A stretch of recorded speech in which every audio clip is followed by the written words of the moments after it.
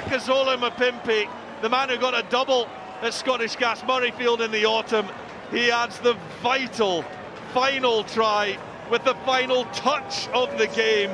And, well, Chris Patterson, pick your player of the match from that. Wow, he could have picked anyone, but that man, I thought Jamie Rich was utterly outstanding, congratulating the man there. But tonight's BKT USA player of the match is that man, Andre Esterhuizen. What an impact, and defensively, yes, that try line defensive effort, but the number of penalties and turnovers he won early on in the game when Edinburgh had the possession, when Edinburgh were in charge, he kept his side in it. The pick and go almost got him over the line towards the end as well, but Andre Esterhuizen was outstanding alongside a lot of others out there. On the final score at the Hive, it's a heartbreaker for Edinburgh, it's delight for the Sharks. Edinburgh 17, Hollywoodbets Sharks 18, and still you can see this has had an edge all night, and it's continuing here. Fez and Bata is right in amongst all the Edinburgh players. Words are being exchanged. But, you know, there has been that bubbling under all game. It has been that intensity, and that needle led to what was such a spectacularly interesting game. And we said from the start of the game, even pre-game, it means so much. This game means so much for both teams. For the Sharks to push on, for Edinburgh to really make their mark, get themselves in that top 8. So edgy. You had all the talk around the Springboks returning. Edinburgh, their third South African team in a row. They've had the edge over the previous two, the Lions and the Bulls. This time the Sharks. But that intensity right from the start, unbelievable. And no one took a backward step. No, Edinburgh team sometimes been questioned in terms of the fight and the effort, and when it really gets tough, will they stand up? They stood up tonight massively, and it took until the final second for a quality side to squeak over. Anyway, one of those teams could have won that game, obviously, but the Sharks, they come here and they go further. Edinburgh will take a losing bonus point from this that may become crucial towards the end of the campaign as well. Edinburgh go on the final 3 fixtures: Zebre away, Connacht away, and Ulster at home. Let me take you back to that Jack Brown moment when Ethan Hooker got a turn on his back. Mapimpi scores a try, he's involved in that hold-up as well. So many moments. Dave, Jerry, you know, for all accounts, that was a try. Yeah. Andre Esterhuizen, those moments, those little moments, the real difference. And you add in the equation, Hendricks obviously missed a couple of penalty opportunities. Well, the game had everything. It really was a brilliant advert. Somebody has to win. And Sharks came, delivered under pressure in the final second, and he got that victory. And he has, Plumtree will be really, really happy. He was just in front of us earlier on. He was so relieved, so happy, because well, no one in this stadium knew which way the game was going to go until the final second. And there's so much pressure the Sharks put on themselves. So many errors, wrong decisions, unforced errors, and still the ability to squeeze it out into the last minute. They'll be very relieved. They got Ulster next week, and then they're back home in South Africa for the Scarlets and the Ospreys. But this will really pull their side together. They haven't been together as a side, as a unit. And moments like this under pressure, we have to step up, stand up, and make yourself count. Will be worth a lot to them. It was the epitome of the never say die attitude. The Sharks edge it by a point, and now Connie is down pitch side with Eben Etzebeth and the player of the match, Andre Esterhuizen. I am indeed. I'm also with Kira from Good to Give, who's part of the charity this evening. Do you want to do the honours first of all? So Andre, congratulations, Andre, well done. Kira's going to hand the medal over to you. Oh. Good work. Nice one. Kira, thanks so much for that good work. Eben, you come back in. You know, you're not finished either. Both of you, oh my goodness. That was something special tonight. Let me start with you, Andre. How did you see it? Yeah, it was obviously a tough game. We always knew it was going to be tough coming up here. A very good, very physical side, especially at home. They've beaten 2 South African teams the last 2 weeks. So, yeah, we always knew it was going to be tough, and we were up for it. We struggled a bit. We made it difficult for ourselves, but just glad the boys could pull together and pull it through at the end. You were part of that physicality. I can see it in your eye. It was a physical game. You ended up in the bin yourself for a while. What was it about this one that seemed to get the blood boiling? Yeah, I think it's two teams that are desperate. Obviously, they want to finish in the top 8. We're still trying to climb the table a bit. But yeah, it was a great game. Great to have everyone back. And yeah, at the end of the day, not a perfect performance, but we'll definitely take the win. The timing of that last try, what does that give you to push on for the rest of this campaign? I think it obviously gives you confidence, especially in the back end of the season. We're going to play completely like only tough games from now on, and every game is vital. So we take that confidence into every game and know that we can close down games, especially if we're behind. So yeah, we'll take the learnings and get on with next week. A lot of South Africans here behind us who are delighted with that performance. For you, the target obviously is pretty clear at this point. Sorry, say again? The target for you guys is pretty clear. It looks as if top 4 is almost secured, but you could go further. Yeah, well, look, like I said, we with this win, we probably almost guaranteed our own quarter, but we still want to climb the ladder. But a few other results must go away. Glasgow and the Bulls. Obviously, Leinster is out of sight, but we'll just take it game for game, try build the innings and try and get some momentum going into the playoffs. Well, you did your part tonight. Congratulations, guys. Well done. Thank you for that. Jenny is roaming about somewhere, I think, being Ryan for the night, are you, Jenny? Yes, I guess I'm trying to be. I'm over in the Sharks corner pretty much. I think we've got a bit of a fan club here. Now, Makazole, that final try, oh my goodness, what a game. You know, when the ball came to you, when you see it coming towards you, did you think, yep, I'm in here? Yeah, I mean, I think the game was tough for us. I think we made like a lot of mistake, and I see a lot of the opposition, they did capitalize to our mistake. There was a little bit of frustration, and it was like kind of crazy match as well. Yeah, I mean, I think the time we get the ball, that the forwards were going the same side. It's kind of a little bit of frustrating as well at the same time, because as a big line, we need to have more patience on that, because of I saw that it's advantage penalty, so it's our attempt as a big line to finish up at the same time. So likely. Masuga did pull the trigger there, so trying the communication I think was really good. Yeah, now, Apalele, oh, you're in this interview as well, come on in. Yeah. Look, you've hurt your foot a little bit, but you got a very important try there.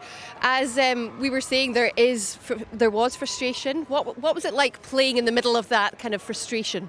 Yeah, it was obviously tough, you know, like we knew that coming to Scotland, Edinburgh, it's going to be tough. Their side that put themselves in the physicality and being clinical, and I think in the first half we weren't as clinical as much as we wanted to be, and then obviously the chat in the dressing room was coming out scoring first and being able to put pressure onto them, and I think we kind of did that in the first 10 minutes, and then we kind of slacked back with our discipline, and I think our discipline is the one thing that was lacking today, and that obviously kept Edinburgh into the game. And yeah, luckily, you know, the boys fought for the whole 80 minutes and were able to get 4 points out of this game. Yeah, it was very important. I'll let you guys go because I know you want to go and celebrate the team. Thank you very much on a great win and a very important fixture. Thanks very much, guys. Take care. Safe travels. Gosh, well, they did say that some of that match wasn't the best for them in terms of errors, but it is the Sharks who came out victorious. We'll have all the analysis after this short break.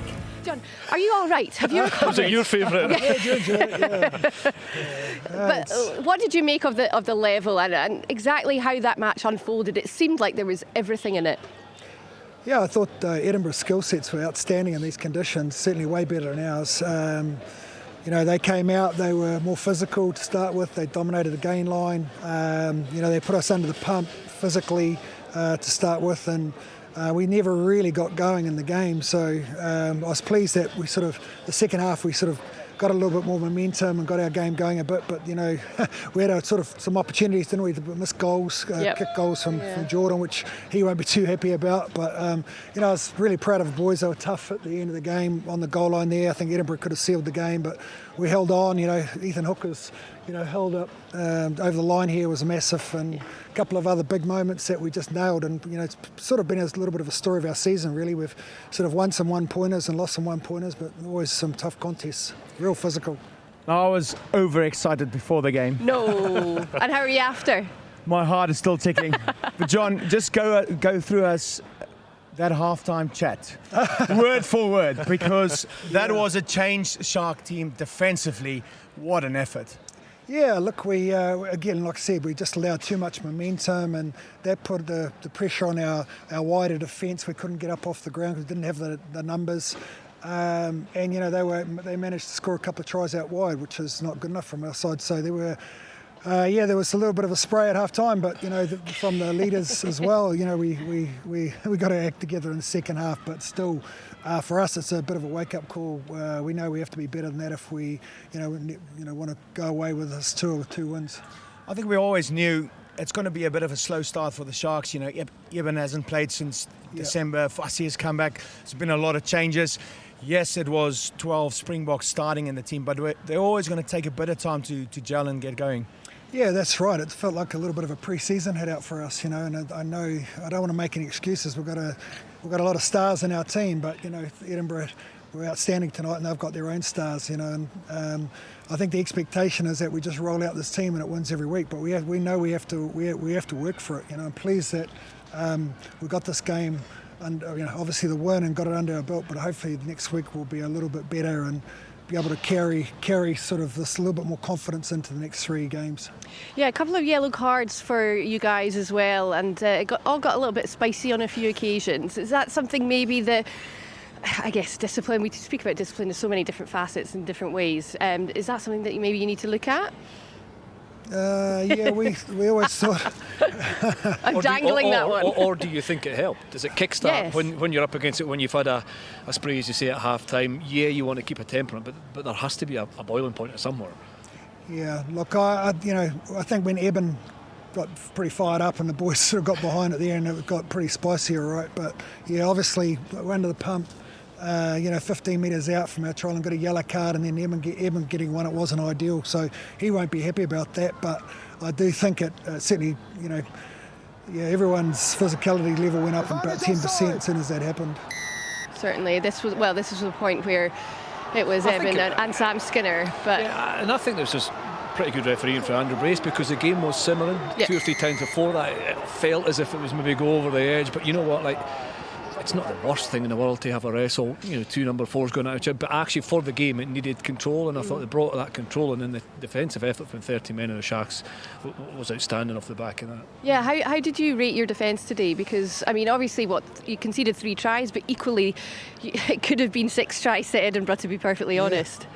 Oh, look, I mean, like I said, first 30 minutes pretty average. Certainly the second half a lot better. I think Joey McGolla will be a lot happy with some of the stuff we've worked on, especially in the second half. I thought we were way more accurate in the tackle. I thought the impact guys coming off the bench did really well, which has been great for us, the last few games. So good for them. But we just needed to get more accurate, like stop their momentum. They were just getting too much fast ball, and on this surface, it's hard to stop. We couldn't get off the line. So once we tied it up a little bit, we were way better. Sometimes as well, more possession obviously is better, because you don't have to defend. I didn't feel as if you had a lot of possession in the first half, so that goal of getting our hands on the ball controls that a bit better in the second half as well. Yeah, that's right. When we were conceding that momentum, we were also conceding penalties because we were under pressure, so nothing was really going our way. We weren't physical enough, we didn't dominate their carry, and that put us under pressure, and then they got the territory they needed through the penalties, and we probably spent 50-60% of that first half in our own 22, which is not ideal. Before you head off, we have the lovely winning try to show you, just to remind you of this great passage of play right at the end here. What did you make of how it was all kind of coming together, the lead up to it, and the attacking play that you put in? Well, first of all, I was really happy for Sia Masukwe there. That was a great read to throw that wide ball. I mean, obviously we kept the ball for 10 or 12 phases under the post. I was just praying that we weren't going to get held up over the line. I mean, we did have an arm out for a penalty, which we would have come back to, but, I didn't want another scrum if we probably were gone into the corner. So that was really the moment we needed to finish the game. I love that. From an attacking perspective, so often we see so many pick and goes, and the threat of being held up on the line is a real bit. Having the bravery to go, and when you go make it count with a pass like that and a finish, I think too often we see too many teams just getting white line fever. So credit with the pressure on and the clock in the red not to take a gamble, but to go and win the game. Yeah, no white line fever for the Sharks tonight. Yeah. Well, look, thank you so much for joining us. Congratulations, an important 4 points, that's for sure, thank you very much. in a tight URC table.